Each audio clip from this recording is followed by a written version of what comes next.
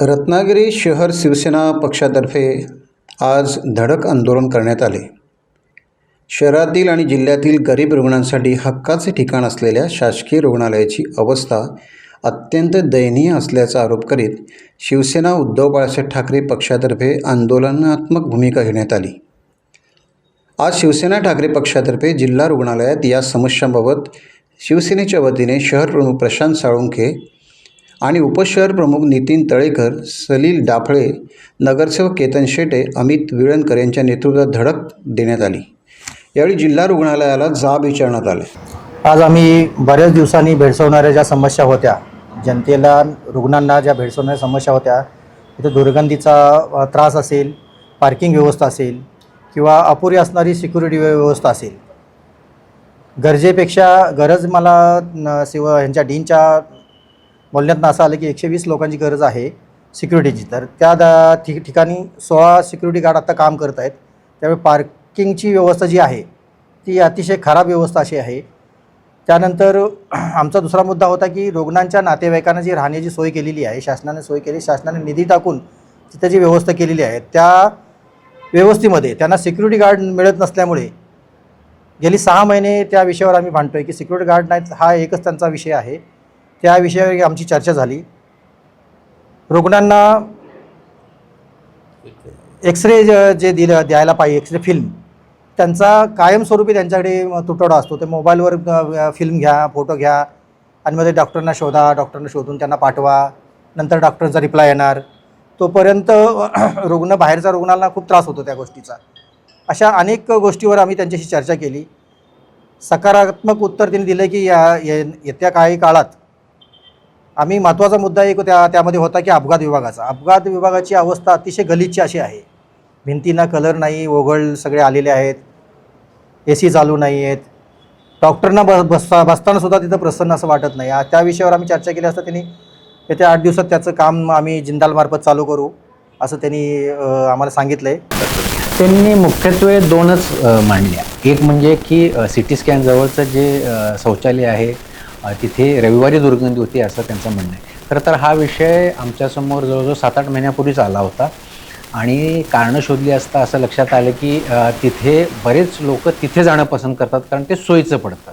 इतर टॉयलेट जे आत आहेत तिथं जाणं त्यांना दूर वाटतं. त्यामुळे तिथं प्रचंड लोड आहे त्याच्यावरती आणि त्यामुळे मग जे आता आमचं स्वच्छता आउटसोर्स झालेली आहे, स्मार्ट सर्व्हिसेस करत आहेत, एक मीटिंग घेतली गेली आणि त्याच्यामध्ये त्यांना सांगण्यात आलं की त्याची स्वच्छता 3पेक्षा जास्त वेळा करा. आमच्या इथं स्वच्छता टोटल हॉस्पिटलची 3दा होते. आपण जर जाता जरी बघितलं तर अनेक शिष्टमंडळ आली. त्यांनी मला तर एक जापानवरून आलेलं शिष्टमंडळ म्हणाले की आम्ही सगळ्या महाराष्ट्रातल्या मेडिकल कॉलेजमध्ये जाऊन आलो पण एवढं स्वच्छ मेडिकल कॉलेज आम्हाला कुठंही सापडलं नाही. तर ते होते. पण ह्या टॉयलेटबद्दल तो विषय होता आणि त्यामुळे त्यांना सूचना दिल्या होत्या की तुम्ही 3पेक्षा जास्त वेळा ते टॉयलेट स्वच्छ करा.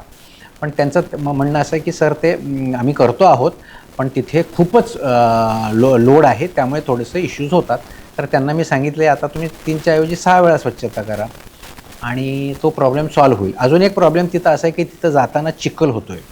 तर हा विषय 2 महिन्यापूर्वी मीटिंग घेऊन मी PWDला आता सांगितले की तिथं त्याला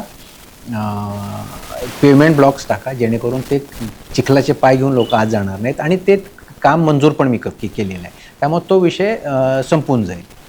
दुसरा विषय आहे एक्सरे फिल्म्सचा. एक्सरे फिल्म्स आम्ही काय करतो OPD बेसिसवर देत नाही. आम्ही शक्यतो इंडोर पेशंट्सना ते OPD बेसिस देतो.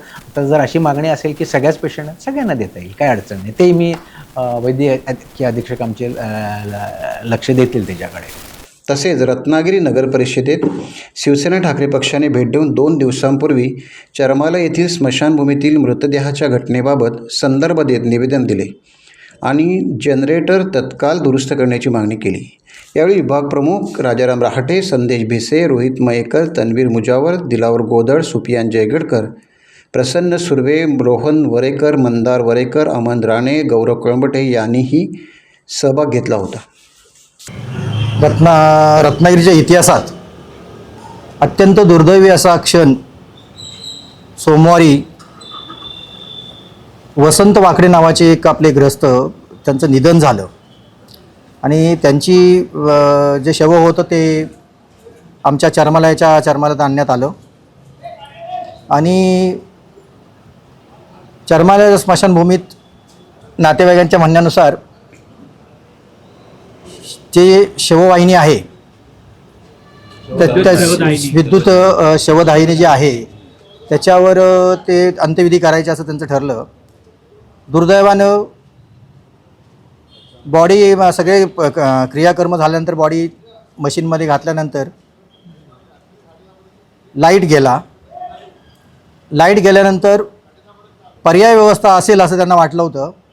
नगरपालिकेचा जनरेटर तिथं आहे, पण दुर्दैव असं आहे की गेले 6 महिने म्हणजे आता आम्ही नुसतीच भेट घेतली, डेप्युटी सीओची भेट घेतली, संबंधित अधिकारी डिपार्टमेंट अधिकाऱ्याची भेट घेतली, तर त्या नगराध्यक्ष मॅडम होत्या. त्या प्रशासनामध्ये कोणाचंच कुणाला ताळतंत्र्य नाही. कोण म्हणतो 1.5 महिना झालं बंद आहे, त्या संबंधित डिपार्टमेंटचा अधिकारी म्हणतो 6 महिने बंद आहे.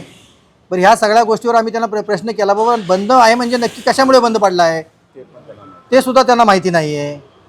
म्हणजे खरोखरच आज आमच्या या रत्नागिरी शहरवासियांना लाजिरवाणा असा प्रसंग रत्नागिरीवर आला.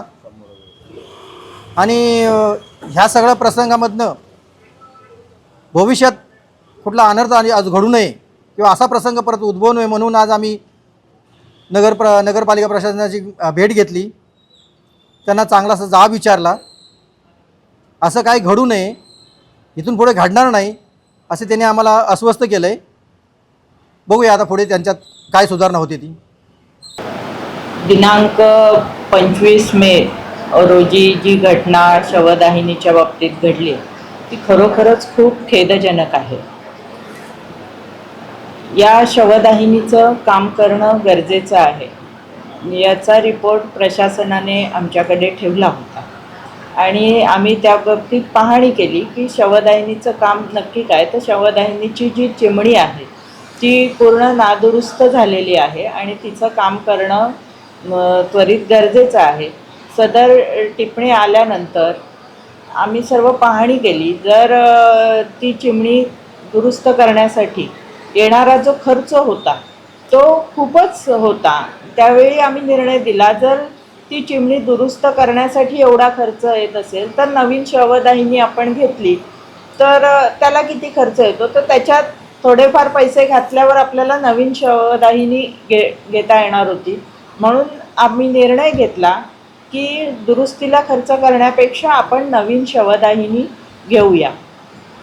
परवाची जी घटना घडलेली आहे ती शवदाहिनीच्या बाबतीत न घडता शवदाहिनीचा जो जनरेटर आहे तो जनरेटर बंद पडला. आयत्या वेळी लाईट गेला, बॉडी आत घातल्यानंतर लाईट गेला आणि जनरेटर बंद असल्यामुळे ती जी बॉडी आहे त्याचं दहन झालं नाही आहे. तर या संदर्भात आम्ही त्या खात्याचे जे प्रमुख आहेत त्यांच्याकडून पूर्ण माहिती घेतो आहे की हा जो जनरेटर आहे हा नक्की केव्हा बंद पडला, कशामुळे ते झालं आहे, ही पूर्ण माहिती आम्ही घेतो आणि संबंधित अधिकाऱ्याला त्या बाबतीतली शिक्षा आम्ही नक्कीच करणार आहोत. टाइम्स डिजिटलला लाईक करा, शेअर करा, सबस्क्राईब करा आणि बेल आयकॉन दाबायला विसरू नका. Times digital.